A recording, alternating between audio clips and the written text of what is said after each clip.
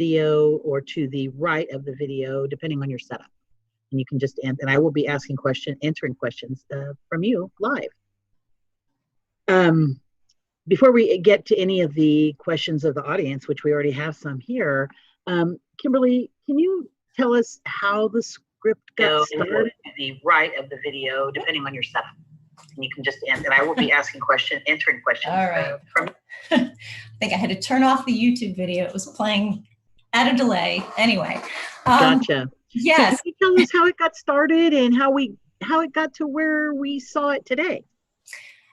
Yes, I was taking a playwriting 101 class at Villanova University, where I work as the communication director for their engineering school.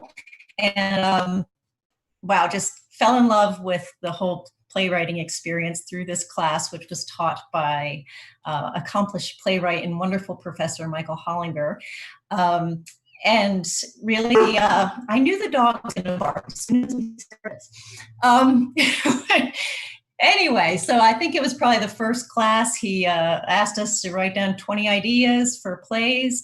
And originally the idea was that Harry was newly widowed after a long and unhappy marriage. And he wanted to start dating again. And his wife decided to return and weigh in on his dating choices. So that was the original idea.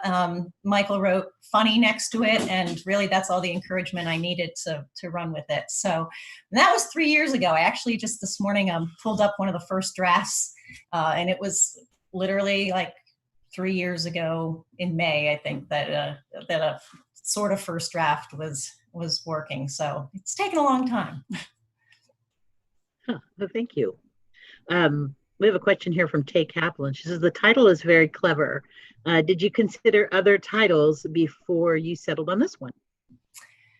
I'm sure I did, and I can't remember any of them. So I think that was another exercise, though, in the class that I took, was to that we had to come up with several different titles and see which one worked best. But I thought I could play with the song and it off the whole ghost story aspect of it, a romantic moment in there as well. So, So there have been numerous depictions of angels in film and television and plays, and Sydney is a fascinating and fun and witty character. What was your inspiration for this heavenly guide? Did you have a specific voice or image in mind when you created them? Well, the actor at Dayton Playhouse, Andrew, he nailed it. I think that's the inspiration line. I think my thing was just kind of like the play in general, turn the whole myth around heaven upside down. Instead of pearly gates, we have the escalator and the security checkpoint.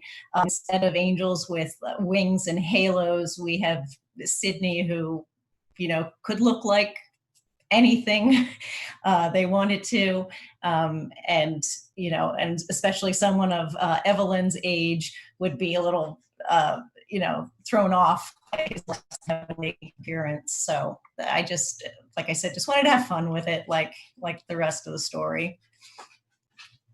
That's great. I have a question from Saul Kaplan. He says, and about that name, Sydney, in Neil Simon's play, God's Favorite, the Heavenly Helper was also named Sydney. Was this a conscious homage to Neil Simon or a happy coincidence? A happy coincidence, because I'm ashamed to say I have not seen God's Favorite, so I did not know that. So definitely a coincidence. That's great. Also about the name Sydney, Tay Kaplan asks, did you pick that because it was specifically androgynous name and then it would allow either gender to play the role? Absolutely, yeah. The part was kind of open to anybody, so that was the goal behind that. That's wonderful. Let's see here. So fast-paced banter with a strong dose of sarcasm and insults is the preferred communication between the couple. However, there's an unexpected shift in their relationship as the story unfolds. And what prompted you to choose that poignant route?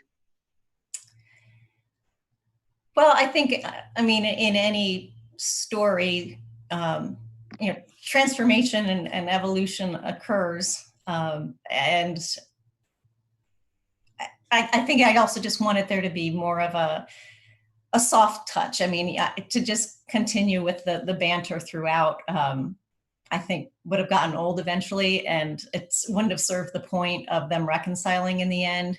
So I wanted some humor, but with heart. So that was the goal in softening things and seeing their relationship evolve to the place where it does. We have a question here. Do you know an Evelyn? I don't. Some people have asked if that's my mom, and it's not. And I don't think she's watching, so I don't have to like just pretend it's not. It's really not. However, Harry is very, there are some similarities between Harry and my dad. So. Well, what really engaged you the most about creating a couple that was going to reconcile beyond the grave? Was it based on any personal history? No, not really. I mean, the relationship is based on a marriage of someone I know in some ways. But I think just like the idea of if we could all have a do-over, I think there's aspects in all of our lives where we should have a do-over. And so Evelyn and Harry get the opportunity to do that. And, I think especially where relationships are concerned, anytime we can fix what we've done wrong would be a lovely thing. So that's a good thought. Oh, we have a question here. This is I like this one. How did you feel seeing the actors' interpretations? Did you have any surprises from what you had expected? Not really any surprises. I think Anne actually, she came off a lot better than I thought. I think I had written her in a way that she was pretty over the top and unlikable, and Fran Pesch, who played that role, did a lovely job of making her somehow still really likable. So I think that part was played the most, or came out the most differently of any of those in the play. Sydney, like I said before, he nailed that part.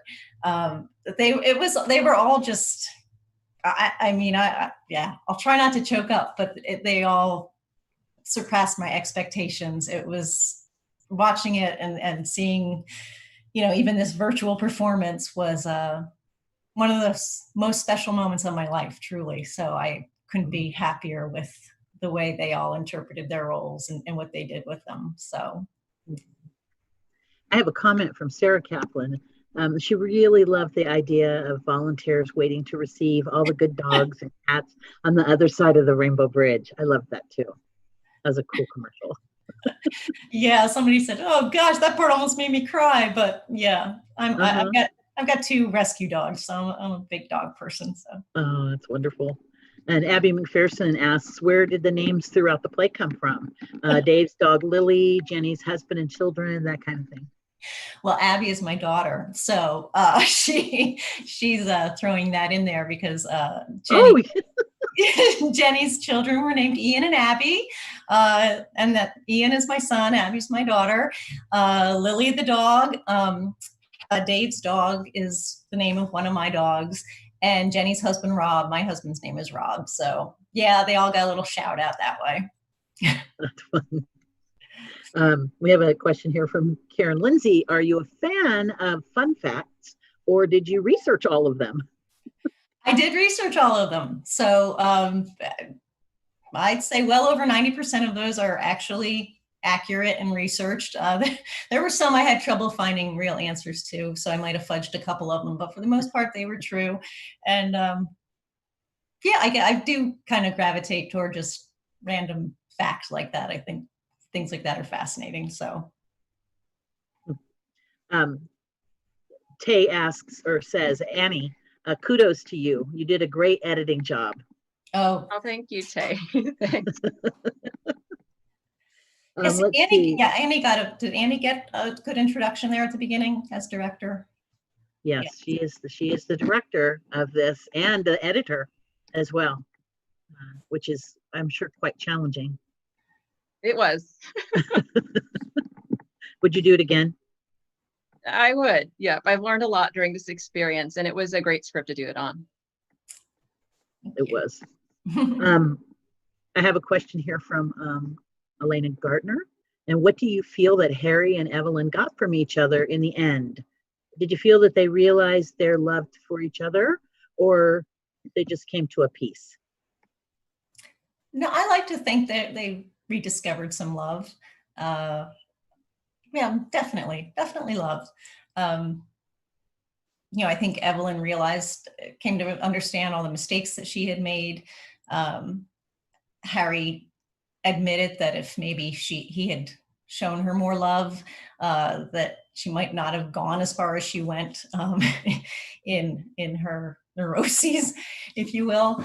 But I think in any marriage, there's just there's something that brought you together in the first place, and if you can return to that and find those morsels of what originally attracted you, then I think you can reclaim that love. So I think they did that. The question here is from Andrea Welker. How did the setting influence the characters?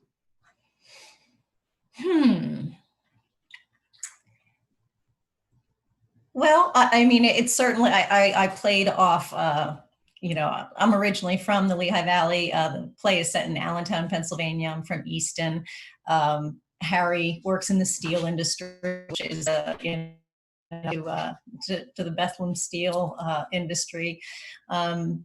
So, that setting, I think it informed the characters and kind of just who they were and their backgrounds. And, we got Wilkes-Barre in there and a whole little tribute to Northeastern Pennsylvania. So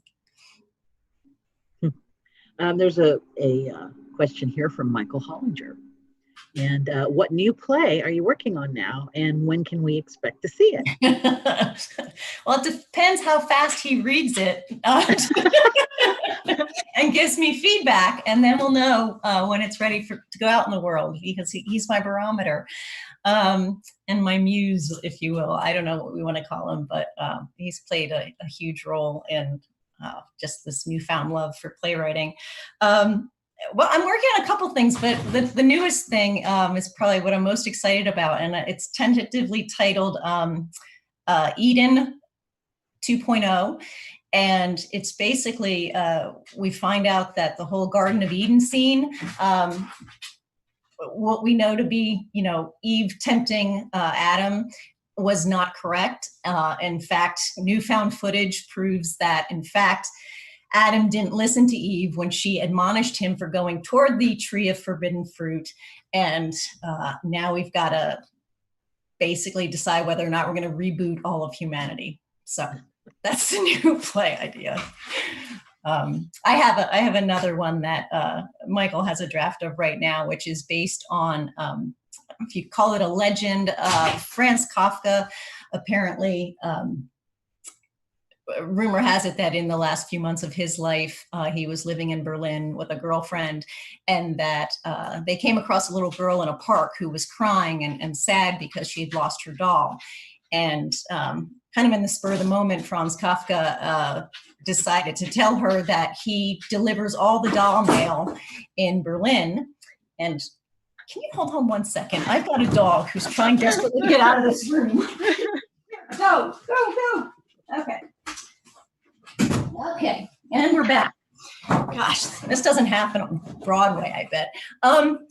Anyway, yes, so Franz Kafka decides to pretend to be the mail carrier for all the doll mail in Berlin, and he begins a 3-week opportunity to write letters to this little girl from her doll who is traveling the world.